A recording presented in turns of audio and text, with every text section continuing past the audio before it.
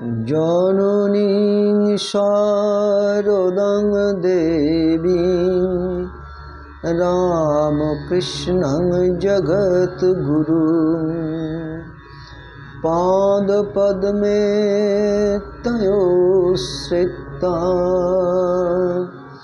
প্রণমামি মুহুর্মুহুঃ। শ্রীমদ্ ভগবত গীতা পরিক্রমণের 30তম পর্ব আজকের এই পর্বে শ্রীমদ্ ভগবত গীতার ভক্তিযোগ নামক দ্বাদশ অধ্যায়ের বাংলা অনুবাদ আমরা শুনব এবং শোনাব। ভগবান শ্রীরামকৃষ্ণ কথামৃতে বলেছিলেন, জ্ঞান খিড়কির দরজা পর্যন্ত যেতে পারে, কিন্তু ভক্তি একেবারে অন্দরমহল পর্যন্ত পৌঁছে যায়। তবে ভক্তি পথই কিন্তু আবার দ্বৈতবাদ, আর এই ভক্তিপথ শুরু হয় বিশ্বাস থেকে। পৃথিবীর প্রায় সব ধর্ম মতই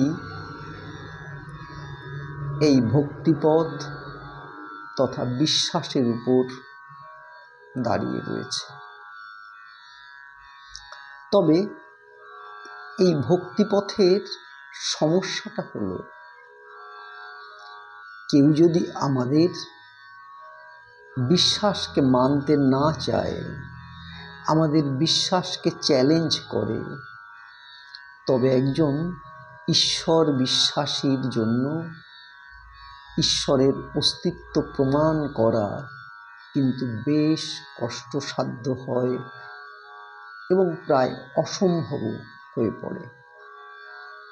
এই কারণেই আজকের বিশ্বে ঈশ্বর অবিশ্বাসীর সংখ্যা দিন দিন বাড়ছে। তবে সুখের কথা, ভারত কিন্তু কেবলমাত্র ভক্তিযোগেরই চর্চা করে না। ভারত দেখায় জ্ঞানযোগের দ্বারাও ঈশ্বরকে পাওয়া যায়, যা অদ্বৈতবাদ। আবার কর্মপথের মাধ্যমেও ঈশ্বরকে লাভ করা যায়। তবে যা বলছিলাম, ঈশ্বর অবিশ্বাসী হতে গিয়ে আমরা আবার আমাদের ভিতরের বিশ্বাসের স্তরটাকেই ধ্বংস করে দিচ্ছি না তো? এবং তার ফলে আমাদের পাশের মানুষগুলোর প্রতিও আমাদের অবিশ্বাস বেড়ে যাচ্ছে না তো? সে যাই হোক, আসুন আমরা বরং শুনি ভগবান শ্রীকৃষ্ণ ভক্তি যোগে একজন প্রকৃত ভক্তের কী কী গুণ থাকা উচিত সে সম্পর্কে অর্জুনকে কি বললেন। অর্জুন জিজ্ঞেস করলেন, হে কৃষ্ণ, নিরন্তর ভজন ধ্যানে নিযুক্ত থেকে যে সকল অনন্যচিত্ত ভক্ত সমাহিত চিত্তে সগুণ আপনার উপাসনা করেন এবং যারা কেবলমাত্র অবিনাশী সচ্চিদানন্দ ঘন নিরাকার ব্রহ্মের উপাসনা করেন, এই উভয় উপাসকগণের মধ্যে কারা শ্রেষ্ঠ যোগবেত্তা?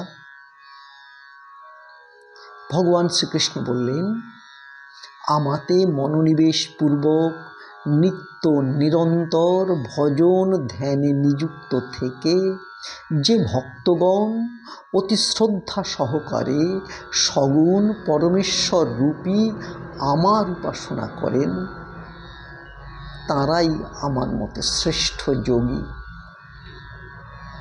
কিন্তু যারা ইন্দ্রিয় সমূহকে সংযত করে মন বুদ্ধির অগম্য সর্বব্যাপী অব্যক্ত স্বরূপ, সর্বদা এক রস এবং নিত্য অচল নিরাকার অবিনাশী সচ্চিদানন্দ ঘন ব্রহ্মের নিরন্তর একাত্মভাবে ধ্যানযুক্ত হয়ে উপাসনা করেন ও সকল প্রাণীর হিতে রত থাকেন এবং সর্বত্র সমান ভাবসম্পন্ন হন, তারাও কিন্তু আমাকেই প্রাপ্ত হন।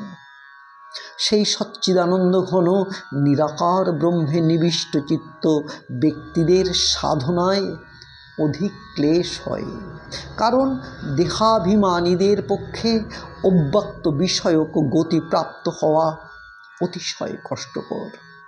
কিন্তু যে সকল মতগত ভক্ত সমস্ত কর্ম আমাতে সমর্পণ করে সগুণ রূপ আমাকে অনন্য ভক্তি যোগের দ্বারা উপাসনা এবং ধ্যান করেন, হে অর্জুন, সেই সকল মতগত চিত্ত ভক্তকে আমি অতি শীঘ্রই মৃত্যুরূপ সংসার সাগর হতে উদ্ধার করে থাকি। আমাতে মন সমাহিত করো, আমাতেই বুদ্ধি নিবিষ্ট করো।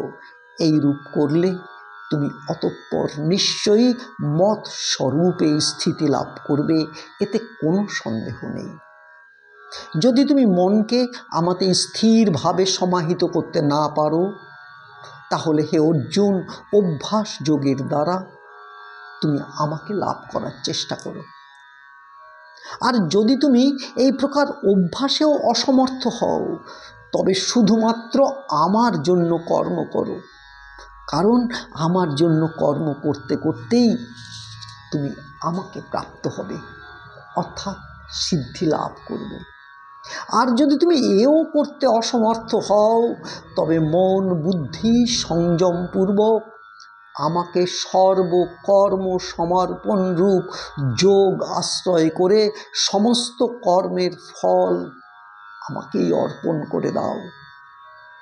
মর্ম না জেনে শুধুমাত্র অভ্যাস করা হতে জ্ঞান শ্রেষ্ঠ, জ্ঞান হতে পরমেশ্বরের স্বরূপের ধ্যান শ্রেষ্ঠ, ধ্যান অপেক্ষা সর্বকর্মের ফল ত্যাগ শ্রেষ্ঠ, কারণ ত্যাগের দ্বারা অবিলম্বেই পরম শান্তি লাভ করা যায়। যিনি সর্বভূতে দেশহীন, যিনি সর্বভূতে স্বার্থপরতারহিত, সর্বভূতে প্রেম ভাব সম্পন্ন, হেতুরহিতভাবেই যিনি দয়ালু, মমত্ব বুদ্ধি শূন্য, নিরহংকার, সুখে দুঃখে সমভাবাপন্ন, ক্ষমাশীল, অর্থাৎ অপরাধীকেও যিনি অভয় দান করেন, সদা সন্তুষ্ট থাকেন, সদা সমাহিত চিত্ত, সদা সংযত স্বভাবের হয়ে থাকেন, সদা আমার প্রতি দৃঢ় নিশ্চয়যুক্ত, যার মন বুদ্ধি আমাতে অর্পিত, তিনি আমার প্রিয় ভক্ত।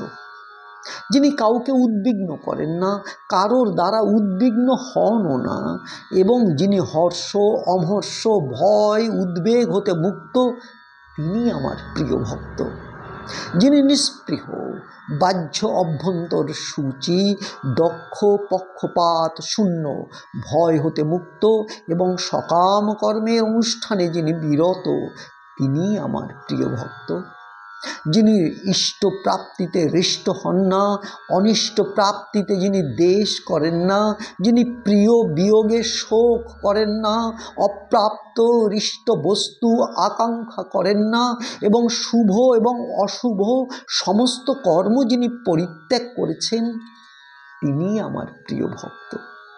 যিনি শত্রু ও মিত্রে, মান ও অপমানে সমবুদ্ধি সম্পন্ন, যিনি শীত ও উষ্ণে এবং সুখ এবং দুঃখাদি দ্বন্দ্বে নির্বিকার এবং আসক্তি শূন্য, যিনি নিন্দা ও স্তুতিতে সমবুদ্ধি সংযত বাক, জীবন নির্বাহে যা পাওয়া যায় তাতেই যিনি সন্তুষ্ট এবং গৃহাদিতেও যিনি মমতা শূন্য, এইরূপ স্থির বুদ্ধি বিশিষ্ট ভক্তিমান পুরুষ আমার ভীষণ প্রিয়।